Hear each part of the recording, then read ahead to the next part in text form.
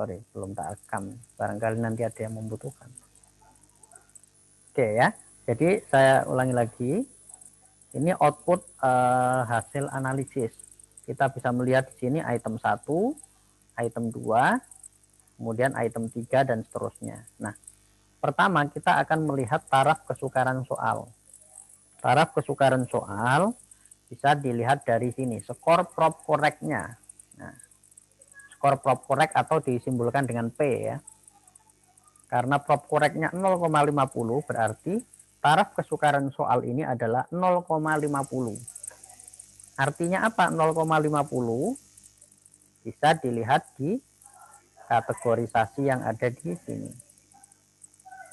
Nah, ini ya.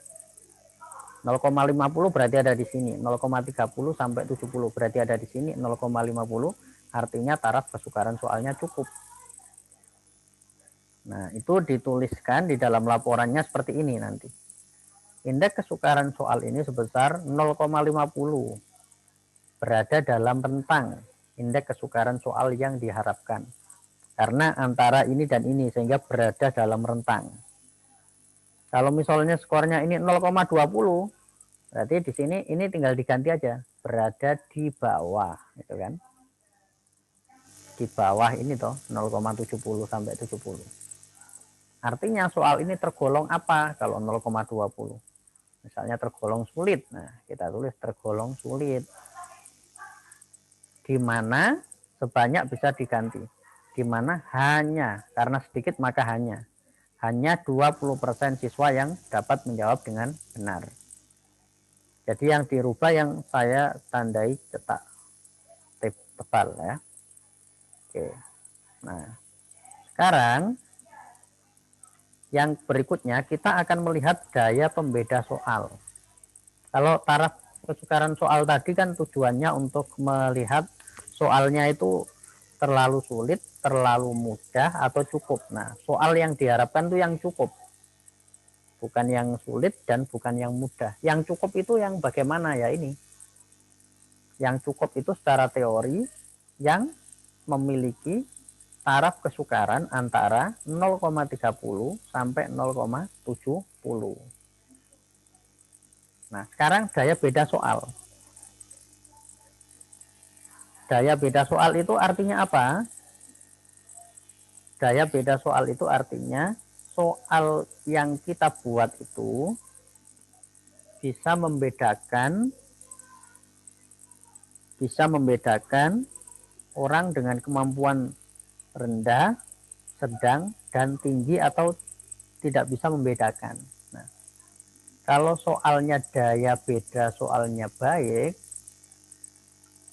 jadi kalau daya beda soalnya baik, artinya soal itu bisa membedakan yang kemampuannya rendah, yang kemampuannya sedang, dan yang kemampuannya tinggi. Nah, itu kalau daya beda soalnya bagus. Daya beda soal yang bagus itu yang bagaimana? Daya beda soal yang bagus itu yang ini rumusnya. R bis, R itu korelasi, bis itu biserial. Jadi kalau R bis itu skor korelasi biserialnya, R itu korelasi, bis itu biserial. Jadi skor korelasi biserialnya minimal sebesar 0,30. Jadi kalau skor R bisnya 0,30 ke atas, maka soal tersebut memiliki daya beda soal yang baik.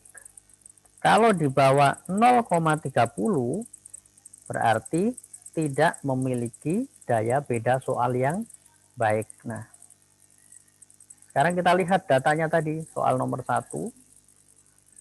Nah, R bis atau korelasi biserial itu bisa dilihat di sini. Ini ada dua. Satu namanya korelasi biserial, yang satu namanya korelasi poin biserial. Jadi ada dua ya. Ada biserial, ada poin biserial. Yang perlu dicatat, skor korelasi poin biserial selalu lebih rendah dari skor korelasi biserial. Jadi skor poin biserial selalu lebih rendah dari biserial. Nah, yang akan kita pakai yang mana? Tergantung dari tujuan tes disusun. Kalau tes disusun untuk tujuan yang sangat penting, kayak ujian nasional, menentukan kelulusan misalnya, maka bisa menggunakan yang poin biserial. Tapi kalau untuk tujuan kayak ini kan masih untuk tujuan UTS, ulangan harian, itu kita gunakan yang biserial. Jadi untuk tugas Anda akan melihat di skor biserial, korelasi biserial, R-bis, korelasi biserial. Berapa ini korelasi biserialnya? 0,803. Berarti daya beda soalnya baik atau buruk?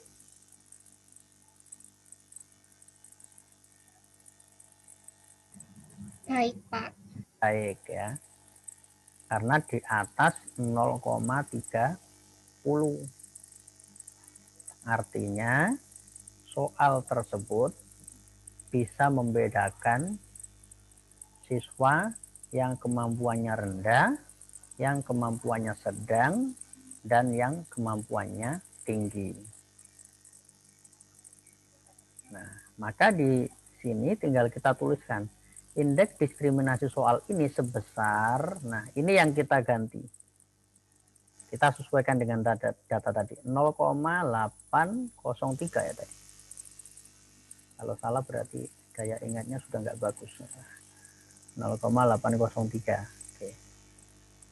Nah, ini yang kita ganti ya, disesuaikan dengan data kita. Saya kasih cetak tebal.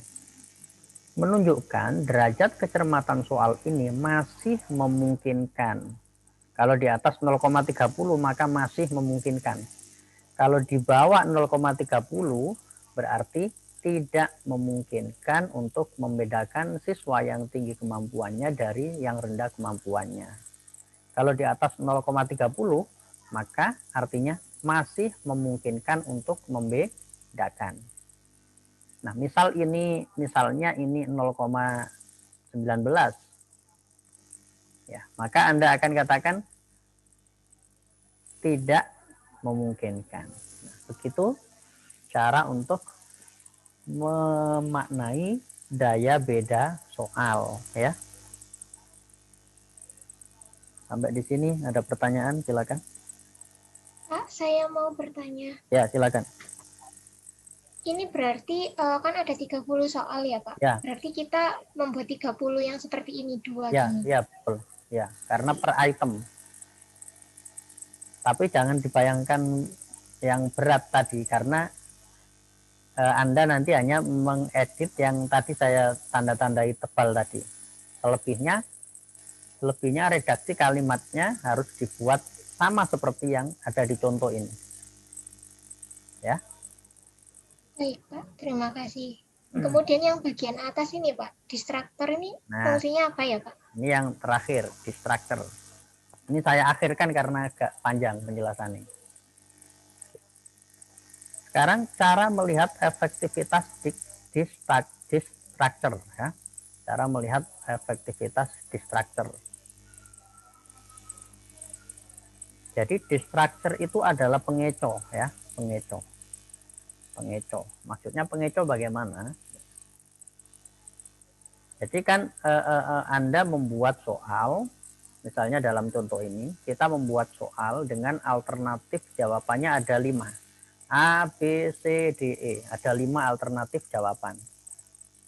Nah, ada 5 alternatif jawaban. Kita akan menilai apakah 5 alternatif jawaban itu efektif atau tidak. Kalau 5 alternatif jawaban, sorry sebentar. Dari 5 alternatif jawaban itu kan ada namanya disebut kunci jawaban. Nah, kalau dalam program ini kunci jawaban itu ditandai dengan bintang. Nah, kalau ada tanda bintang itu berarti kunci jawaban. Berarti nomor satu dalam contoh ini kunci jawabannya adalah B. Kunci jawabannya adalah B. Nah, selain kunci jawaban yang namanya A, C, D, dan E itu disebut dengan distructure atau pengecoh, kan begitu. Kunci jawabannya B, pengecohnya ada 4, A, C, D, dan E. Ada 4 pengecohnya. Itu ya, pengecohnya ada 4. Nah, pengecoh yang ada 4 ini efektif atau tidak, itu dianalisis di sini tadi. Disebut efektivitas distructure. Distructure-nya efektif atau tidak. Ada distructure yang efektif, ada distructure yang tidak efektif. Oke. Nah, sekarang kriterianya. Ambil dicatat. Distructure dikatakan efektif itu syaratnya ada dua. Satu, harus ada yang milih. Jadi pengecoh itu dikatakan efektif itu harus ada yang milih yang pertama. Kalau tidak ada yang milih berarti kesimpulannya tidak efektif. Nah, sebagai contoh, di structure A, ini ada yang milih atau tidak? Bagaimana caranya tahu ada yang milih atau tidak? Dilihat dari sini, prop endorsing. Prop endorsing ini proporsi. Prop itu proporsi. Prop endorsing. Proporsi yang memilih. Jadi yang memilih A ini ada 0,10 atau 10%. Itu cara bacanya gitu. Yang milih B ada 50%. Yang milih C ada 10%. Yang milih D ada 10%. Yang milih E ada 20%. Nah, berarti di structure A ini kan ada yang memilih. Yang milih ada 10%.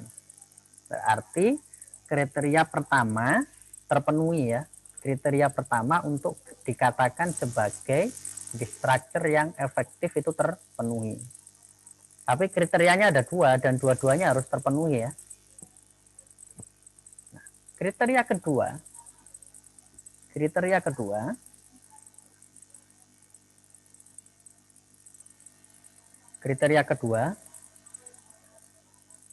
skor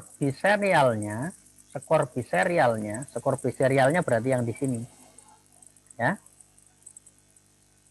Kalau yang di sini tadi untuk lihat daya beda soal ya, skor biserial yang di sini.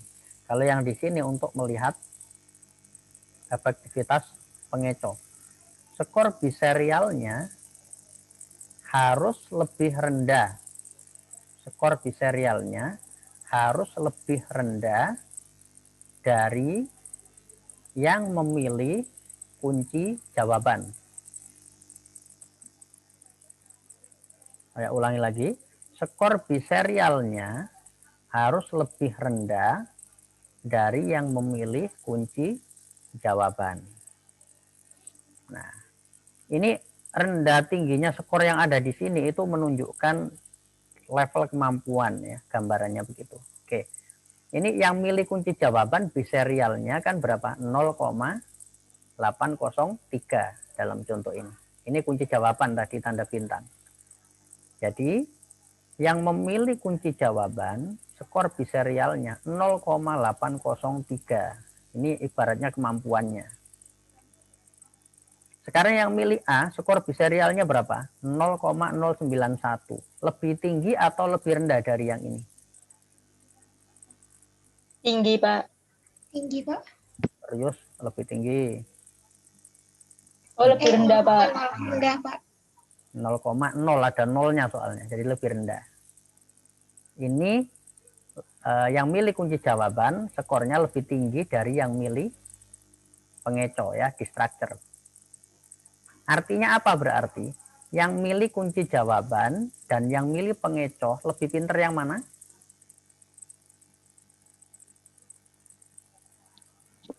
Isi kunci Ya, jawaban, Pak. lebih pinter yang milih kunci jawaban. Karena memang tujuan buat pengecoh itu dipilih siapa? Dipilih yang pinter apa yang nggak pinter?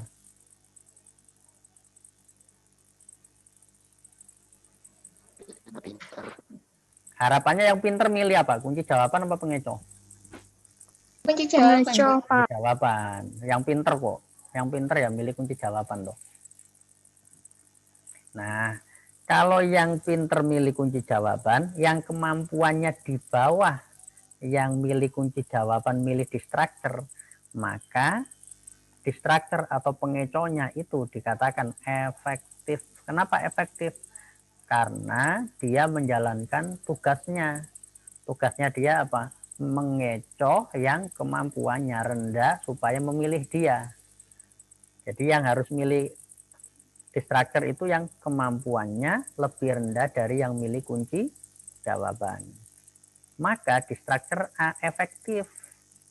Karena yang terkecoh yang kemampuannya di bawah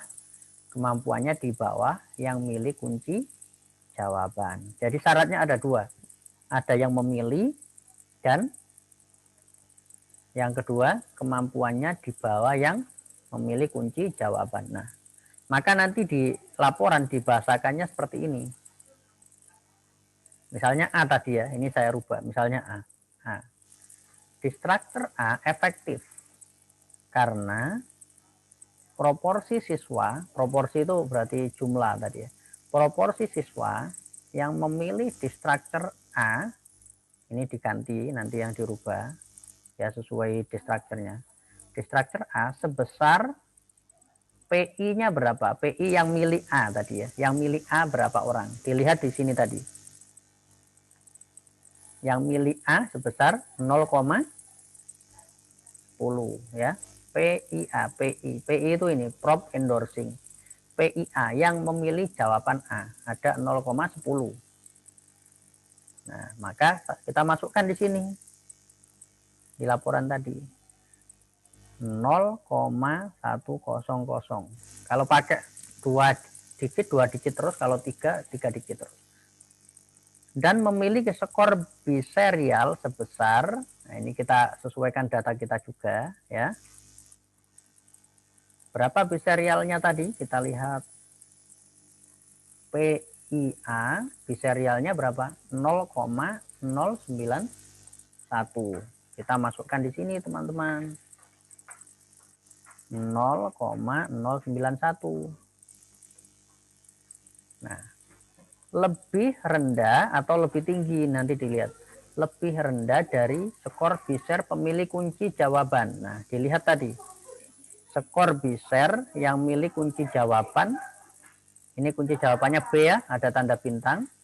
Skor biser yang milih kunci jawaban 0,803. Kita masukkan di sini. 0,803. 0,803 ya, lebih rendah loh, ini lebih rendah dari ini ya, 0,091 lebih rendah. Kalau lebih tinggi ya ini tinggal diganti lebih tinggi. Hal ini berarti siswa yang terkecoh adalah kelompok siswa yang memiliki kemampuan di bawah kelompok pemilih kunci jawaban. Ini kalau di sini tinggi, itu pasti gandengannya di sini di atas. Lebih tinggi. Pasti di sini akan di atas. Di atas kelompok pemilih kunci jawaban. Kalau di sini lebih rendah pasti di sini di bawah ya. Di bawah kelompok pemilih kunci jawaban.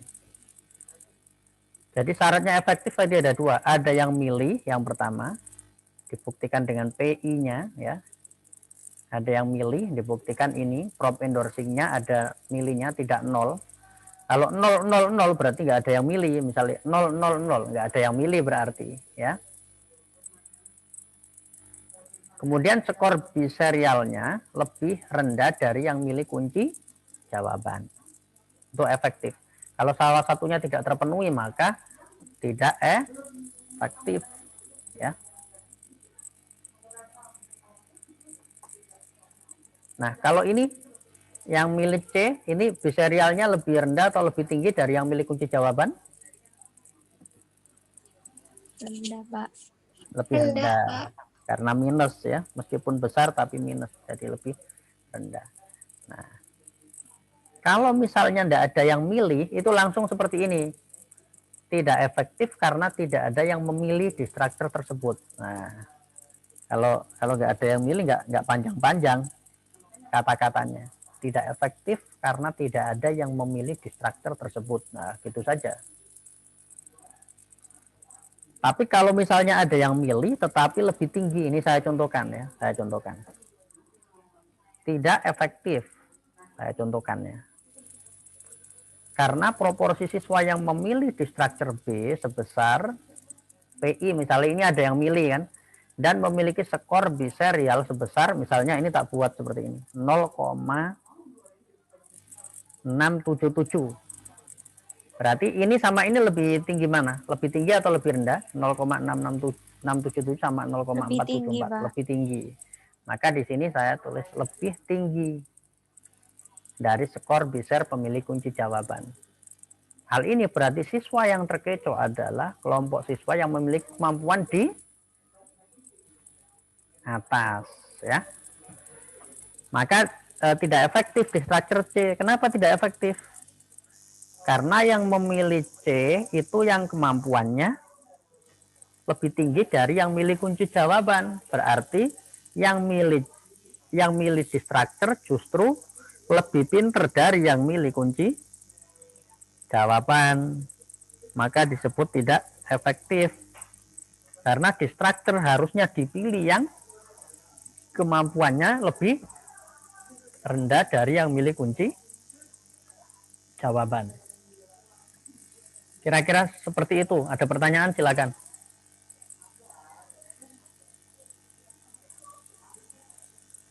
Pak mau tanya. Ya, ya. Mungkin tidak ya Pak, kalau semisal subjek itu nggak ada yang memilih kunci jawaban. Kemudian nanti kalau semisal masuk ke dalam efektivitas distraktor bagaimana ya Pak? Ya bisa saja tidak efektif semua kan. Ya mungkin saja. Jadi nggak ada yang milih kunci jawaban. Mungkin saja terjadi. Tapi nanti tetap dilihat tadi ya. Skor biserialnya gimana. Apakah memang yang apa? Yang memilih itu kemampuannya kan pasti lebih tinggi ya. Karena nggak ada yang milih kunci jawaban ya. Jadi tidak efektif semua nanti. Bisa juga terjadi. Bisa juga terjadi. Jadi misalnya Baik, Pak. ada yang milih C semua, padahal kunci jawabannya itu A, tapi nggak ada yang milih A, semua milih C, kan bisa saja terjadi yang kayak gitu itu. Gitu ya. Baik, Pak. Terima kasih. Ada lagi?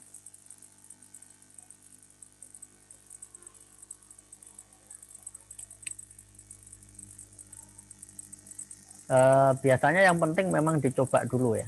Tadi secara umum sudah berhasil ya untuk menggunakan apa programnya.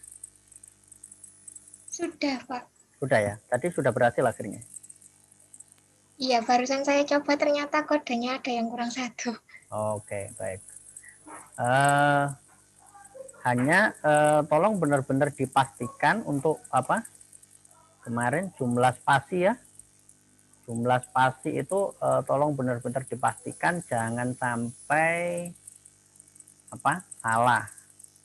Karena kalau jumlah spasinya salah itu nanti ngaruh ke analisisnya. Yang ini yang maksud saya. Ditabulasi ya. Ditabulasi tolong benar-benar dipastikan bahwa 05 ini sudah cocok dengan yang ada di sini. 1, 2, 3, 4, 5 ya. Jarak dari pinggir sini sampai dengan jawaban ya, itu ada 5. Spasi 1, 2, 3, 4, 5. Tolong dipastikan jumlahnya sudah sama seperti ini. 5 ya. Kalau ini sudah cocok, ini insya Allah tidak ada problem. Kunci jawaban jumlahnya sesuai dengan soalnya. kemudian alternatif jawabannya. Oke. Oke, baik. Ini karena saya jam 1 ada ngasih pembekalan ke dosen PIC Treasure Study. Jadi untuk pertemuan melalui Zoom meetingnya kita cukupkan. Nanti kalau ada pertanyaan silakan melalui grup. Biasanya pada saat menganalisis kan kadang muncul pertanyaan-pertanyaan ya. Silakan ditanyakan melalui grup, jangan ragu-ragu untuk itu. Nah, silakan dianalisis. Kemudian besok ya, untuk perkuliahan besok itu saya minta Anda gunakan untuk kerjakan tadi ya, analisis itemnya tadi ya, dikerjakan dulu sampai itu laporannya kan masih ada lanjutannya nanti di bagian bawah kan masih ada lanjutannya rangkuman ya. Rangkuman ini akan saya jelaskan nanti berikutnya. Silakan dikerjakan dulu sampai di bagian ini ya. Jadi ada, kalau itemnya 30 ya berarti akan ada 30 ya. Output item 1, item 2 sampai ke 30. Kemudian nanti baru akan ada yang namanya rangkuman ya. Ada namanya rangkuman hasil analisis ya. Jadi silakan besok dibuat untuk mengerjakan itu. Untuk rangkumannya besok akan saya jelaskan di Elitak, entah melalui video atau saya akan menarasikan penjelasannya. Itu ya. Jadi besok tidak ada kuliah tatap muka melalui Zoom. Tapi Anda bisa langsung kerjakan laporannya. Kalau ada kesulitan bisa langsung ditanyakan di grup. Kemudian besok akan saya kasih tutorialnya untuk membaca, menyimpulkan rangkuman dari hasil analisisnya. Begitu ya.